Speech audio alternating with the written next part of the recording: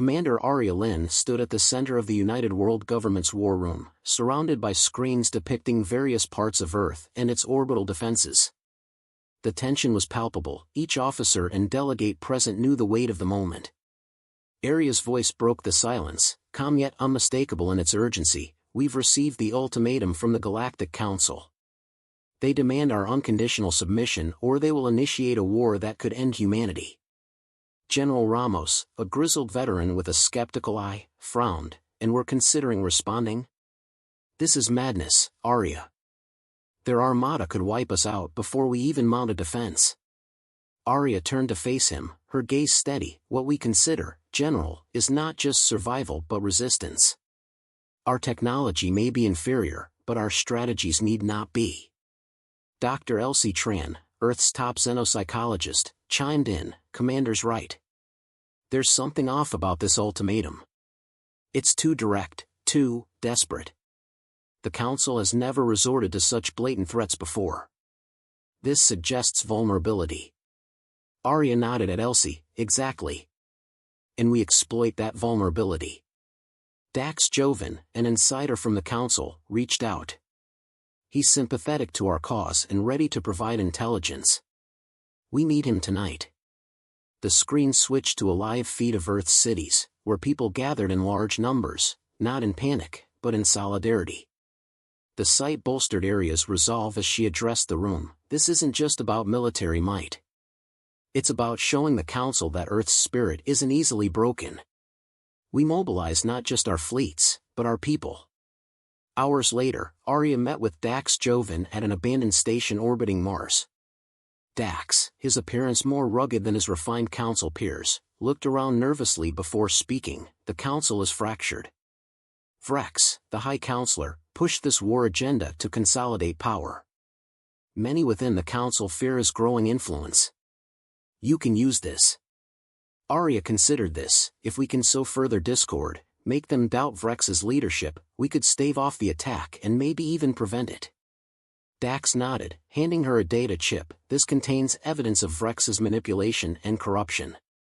It's risky, but if you broadcast this during the Council's assembly, it would cast serious doubts among his supporters." Back on Earth, Arya prepared for the riskiest part of her plan. She addressed her team. "This is not just a battle for territory, it's for the hearts and minds of every being in the galaxy. We show them who we are." As the Earth's delegates gathered, Arya's plan unfolded.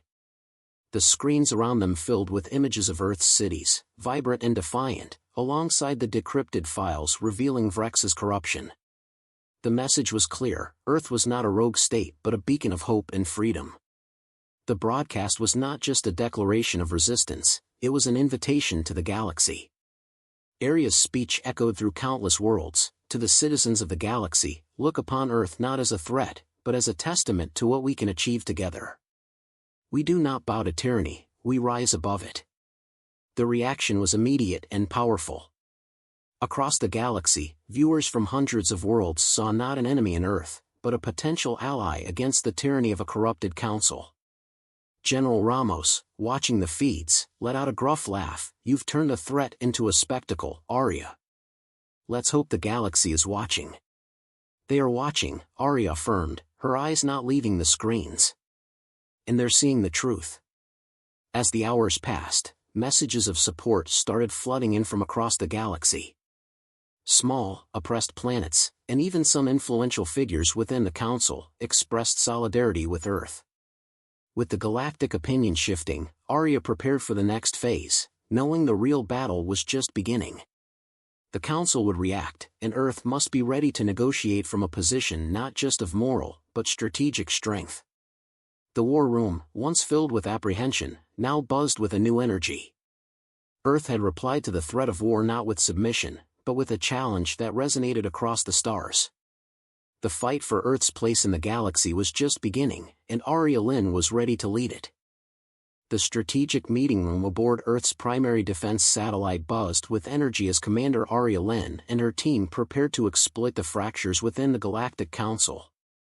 Dr. Elsie Tran adjusted the massive digital display to a live feed of several Council members' communications, intercepted and decrypted for this very moment. Arya stood before her assembled team. This information from Dax is our leverage. Tonight, we take our first true step towards dismantling Vrex's influence over the Council. General Ramos, a skeptic turned reluctant believer, now wore a look of determination. And how do we plan to broadcast this to the entire galaxy without tipping off Vrex until it's too late? That's where our tech teams come in, Arya said, nodding to a young engineer, Lieutenant Mara Hill, who stepped forward. We've developed a worm that can infiltrate the Council's communication network. Once inside, it will distribute the data to every member planet under encrypted channels. They'll think it's a standard secure message from the Council itself. Mara's explanation brought a murmur of approval from the room. The plan was bold, perhaps the boldest Earth had ever attempted against such a formidable foe. Arya continued, once the information is out, it will cause chaos within their ranks. Trust in Vrex will erode, and the Council will be too busy stamping out internal fires to focus on us. Dr. Tran chimed in, and the psychological impact? It'll be substantial.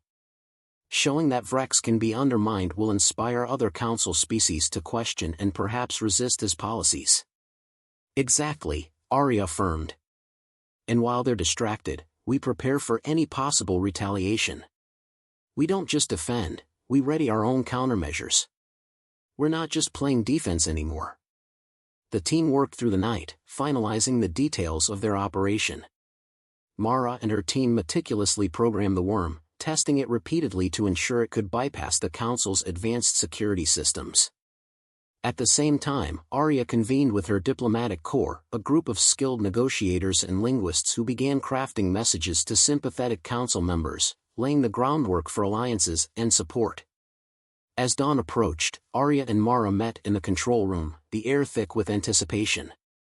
Mara nodded to Arya, "It's ready, Commander." With a deep breath, Arya gave the order, "Deploy it." Mara initiated the sequence, and they watched as the digital representation of their worm slithered through the network, bypassing firewalls and encryption like a ghost through the ether. Minutes felt like hours until Mara finally turned with a grin, "It's done. The data's delivered." Arya allowed herself a moment of relief, but her strategic mind was already moving forward. Now, we monitor the fallout and prepare for the next phase. This is just the beginning. As predicted, the release of the information caused an uproar across the galaxy. News feeds were abuzz with debates and speculation about Vrex's integrity. Several minor planets called for his resignation, fearing the instability his continued leadership might bring. But Arya knew Vrex would not go quietly. She gathered her senior staff as reports came in of movements within the Council's military assets. He's spooked but not defeated. We need to be vigilant and ready for his counterstrike. General Ramos reviewed the latest satellite imagery. There are troop movements near the Tethys Gate. He might be planning to secure his position or make a show of force to intimidate the dissenters. Then we'll make our stand there, Arya decided. Ramos, coordinate with Fleet Command. We need to intercept them before they reach the gate. The next days were a flurry of activity. Earth's fleets mobilized, moving into defensive positions around key strategic points, while Arya's diplomatic team worked overtime to solidify new alliances with those who had voiced dissent in the Council. In the midst of this, a communication came through from Dax Jovan, now on the run from Vrex's forces. "Arya, you've done more than stir the pot. You've sparked a revolution. Just hold on a little longer." With the stakes higher than ever, Arya addressed her people in a broadcast across Earth and its colonies. "This is the moment we stand not just for our planet, but for all who believe in the right to self-determination. We are not alone in this fight. Together, we can end this tyranny." As her words echoed across space, the unity of Earth's people was palpable. They were ready to face whatever came next, armed not just with weapons, but with the conviction of their cause. The control room aboard Earth's primary defense satellite was charged with a heightened sense of urgency. Commander Arya Lynn stood before the holographic map, observing the movements of the Galactic Council's armada as they slowly advanced towards the strategic choke points near Earth. Her eyes were sharp, her mind racing through strategies and countermeasures. Status report, Arya commanded, her voice cutting through the low hum of the room's various machines and the soft murmur of her crew working diligently. Lieutenant Mara Hill responded from her station. The worm has successfully infiltrated the Council's systems. The chaos within their ranks is growing, but Vrex is pushing forward with a fleet headed straight for the Teus Gate. Arya nodded, processing the information. General Ramos, what's our fleet status? General Ramos, a sturdy figure who had seen many battles, looked up from his tactical display. Our fleet is in position, Commander. We're ready to engage, but it'll be tight. We've got the home field advantage, but their numbers are superior. Arya turned to Dr. Elsie Tran, who had been quietly observing the interactions. Elsie, talk to me about morale. Both ours and theirs. Dr. Tran adjusted her glasses, her tone analytical. Our troops believe in this fight, Arya. The broadcasts of support from other systems have boosted spirits significantly. As for the Council's forces, the leaks have done their job. There's hesitation in their ranks, questioning of Vrex's orders. It's subtle but significant. Good. We use that. Broadcast every victory, every retreat they make. Keep the pressure psychological as well as physical. Arya's command was met with nods of agreement around the room. As the enemy fleet approached the Teus Gate, Arya initiated a live feed, broadcasting to Earth and its allies. This is Commander Arya Lin of the United World Government. What we do today will echo throughout the galaxy. We fight not just for Earth but for all who wish to live free of tyranny. Stand with us. The battle commenced with Earth's forces engaging the Council's armada. The conflict was fierce, with both sides suffering losses. Arya monitored the situation, making adjustments and shouting orders as reports flooded in. Suddenly, Lieutenant Hill called out, Commander, we've got a breach in Sector 7. Their cruisers are breaking through. Arya responded immediately, redirect Squadron 6 to intercept. Mara, patch me through to Captain Jensen's ship. Within moments, Arya was speaking directly to the squadron leader, her voice calm yet forceful. Captain Jensen, you have incoming on your starboard side. Push them back at all costs. Yes, Commander, came the crisp reply, the sounds of battle evident even over the comms. The tide of battle shifted slowly in Earth's favor as the news of the Council's internal strife and the visuals of their faltering fleet spread across the galaxy.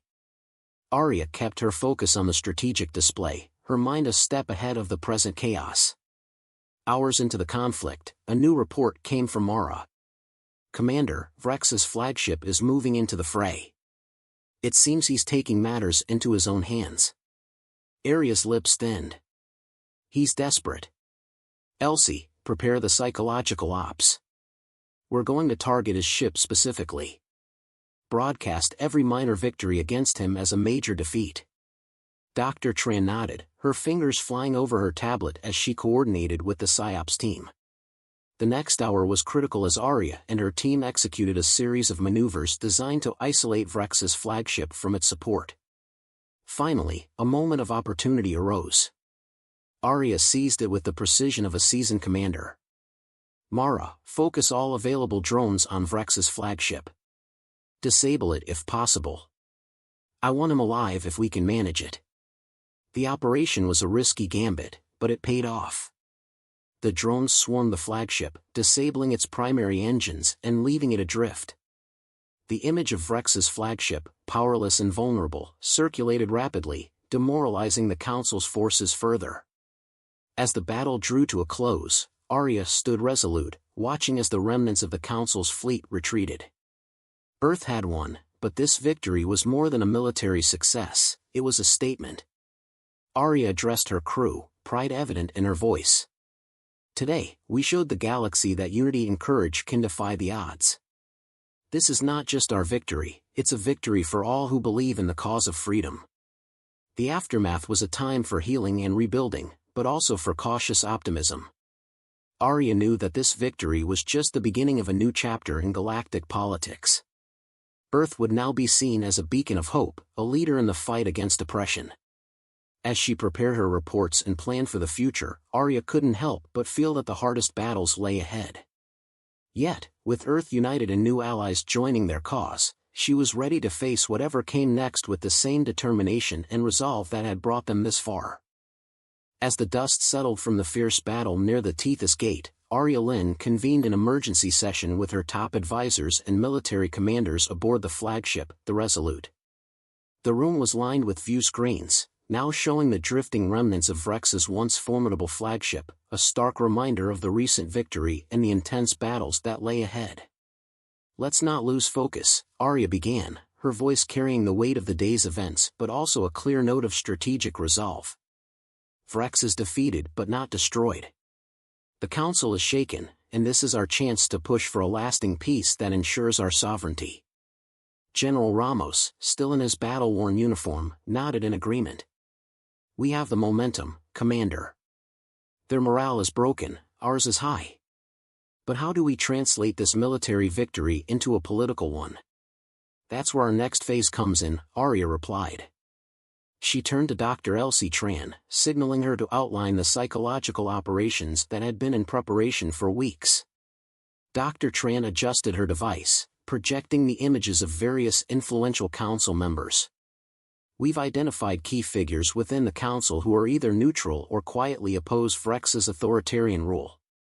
We start a diplomatic offensive, offering them a voice in a new galactic framework, one that values individual freedoms and collective security." Arya followed up, "Mara, make sure our communication lines are secure. We can't afford leaks. We're not just negotiating, we're reshaping the political landscape." Lieutenant Mara Hill, her fingers poised over her console, responded, "All channels are encrypted twice over. We're ready to open dialogues whenever you are, Commander." Arya then addressed her diplomatic team, a group of skilled negotiators from various Earth cultures, each chosen for their empathy and expertise in interstellar relations. "This is more than diplomacy. It's about crafting a new galactic narrative. We need these leaders to see us not as rebels but as pioneers of a fairer political order." As communications began, Arya's team worked tirelessly, reaching out to each council member, articulating a vision of cooperation and mutual respect. Responses varied, but many were intrigued, if cautious, about the proposed changes. Meanwhile, Arya didn't just rely on her diplomatic corps. She initiated broadcasts across galactic networks, sharing images of Earth's cultural diversity and resilience, of humans and aliens working side by side to rebuild war-torn communities. The broadcasts were designed not just to inform but to inspire, a showcase of what a unified galactic community could achieve. General Ramos monitored the military channels, aware that any hint of a resurgence from Vrex's loyalists could derail their efforts. "We're holding steady, Commander. Our fleets are in defensive positions, and our scouts report minimal activity from the remaining Council forces." As the negotiations progressed, Arya received a secure communication from Dax Joven, now acting as an intermediary for several fringe planets that had long felt suppressed under the Council's rule. "Arya, your message is resonating. There's talk of a summit, a gathering of all factions to discuss your proposal for a new galactic constitution." Encouraged but cautious, Arya pondered the next steps. "Dax, set it up. We'll meet in neutral space. Bring anyone who's willing to talk. It's time to move from battlefields to conference rooms." Days turned into weeks as preparations for the summit were underway. The chosen location was a space station in the Helios system, a place untouched by Council politics and central enough for all parties to reach. Arya spent the interim period strategizing, consulting with her advisors, and rehearsing her address. The summit would be her chance to turn the tide of history, not through force, but through the power of ideas and the promise of a peaceful future. As delegates began to arrive at the summit, each species with its own apprehensions and hopes, Arya prepared to speak. The assembly hall was filled with representatives from hundreds of planets, each as diverse as the next. "This gathering," Arya began, her voice echoing in the vast chamber, "marks a new chapter in our galaxy's history. Today, we lay down the foundations for a coalition based not on coercion, but on choice. Not on fear, but on freedom. We've seen enough of war. Let's show the galaxy what peace looks like. Her words, sincere and bold, resonated across the hall, met with nods of approval and cautious applause. The negotiations that followed were intense and complex, with Arya and her team navigating through a labyrinth of political agendas and historical grievances. As the summit concluded, a preliminary agreement was reached, setting the stage for a new galactic constitution. It was a fragile first step towards unity, but a step forward nonetheless. Returning to Earth, Arya felt a mix of relief and resolve. The victory at the Teus Gate had opened a path to peace, and now, the real work would begin. Building a galaxy where Earth and its allies could thrive not under the shadow of war but in the light of mutual respect and cooperation. Arya's journey, from a commander defending her planet to a leader shaping the future of the galaxy, was far from over. But as she looked out at the stars, she knew they were on the right path, guided by the enduring spirit of humanity and the new alliances they had forged among the stars. The final act of Commander Arya Lynn's campaign unfolded as Earth and its allies prepared to sign the new galactic constitution, marking a definitive turn from authoritarian rule to a more democratic interstellar society. The signing ceremony was to be held on Unity Station, a symbolically named outpost that now orbited Earth, representing the new era of cooperation. Arya stood before the delegates, each representing their home planets, in a large assembly hall that had been specially prepared for this historic event. She adjusted the microphone slightly, cleared her throat, and began to speak with a calm authority that had become her trademark.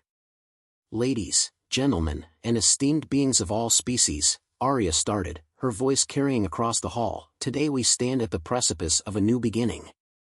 What we do here will determine the future of not just our own worlds but of the galaxy at large.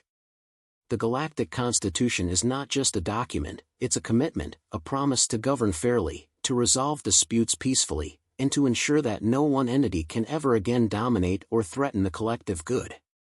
The hall echoed with the soft murmurs of agreement and anticipation. Cameras flashed as journalists from hundreds of worlds covered the event, broadcasting it to every corner of the galaxy. We have all suffered under the yoke of tyranny, some for generations, Arya continued. We have seen the devastation that comes from unchecked power and the sorrow that follows in its wake. Today, we choose a different path. Not an easy path, but one of courage, of unity, and of hope. As Arya spoke, her advisors handed out the final draft of the Constitution to the delegates, who began to review it with their aides, whispering and nodding as they read through the clauses and amendments. General Ramos, who stood off to the side, watched the proceedings with a mixture of pride and relief. He turned to Dr. Elsie Tran and remarked quietly, "Never thought I'd see the day when our biggest battles would be fought with words and policies rather than weapons." Dr. Tran smiled, "Words were always our most powerful weapons, General. We're just using them more constructively now." As the discussions drew to a close, the delegates prepared to sign the Constitution. One by one, they came forward, each making a statement of commitment to the new galactic order. The scene was one of solemnity and historic significance, with each signature signifying a step away from the old conflicts and power struggles. Finally, it was Arya's turn. She signed her name with a steady hand, her signature etched not only on the document but into history. As she did so, the assembly burst into applause, a sound that filled the hall with a resonance of victory and new beginnings. After the ceremony, as the delegates mingled and congratulated one another, Arya pulled aside Dax Jovan, who had been instrumental in the negotiations. "We couldn't have done this without your help, Dax. Your information, your courage to come forward, it changed everything." Dax, who had once been a mere bureaucrat within the council, now looked every bit the hero that Arya knew him to be. "I did what I had to do, Commander. For peace. For a better galaxy." The celebrations continued into the night, with representatives from different worlds sharing their stories, their hopes, and their aspirations for the future. Music from various cultures filled the air, creating a tapestry of sounds that was as diverse as the assembly itself. As the event wound down, Arya took a moment to step away from the crowds, gazing out of the large viewport at the stars beyond. The galaxy seemed unchanged, still vast, still mysterious, but now it felt a little more like home, a home where every species could find their place. The journey had been long and fraught with challenges, but as Arya looked back at the faces of her team, her allies, and her new partners in the galactic community, she knew that the true work was just beginning. It was no longer just about survival or victory in battle, it was about building, sustaining, and nurturing the fragile peace they had achieved. "Commander Lin?" General Ramos approached her, his voice pulling her from her thoughts. "Yes, General," she turned to face him. "It's just Arya," he said with a slight chuckle. "Maybe it's time you started calling me Carlos." Arya laughed, the sound mingling with the music and the distant stars. "Maybe it is, Carlos." Together, they turned back to the celebration, to their friends and colleagues, ready to face whatever came next. For Arya, the galaxy no longer seemed like a battlefield but a place of infinite possibilities. And for the first time in a long time, she was truly hopeful for the future.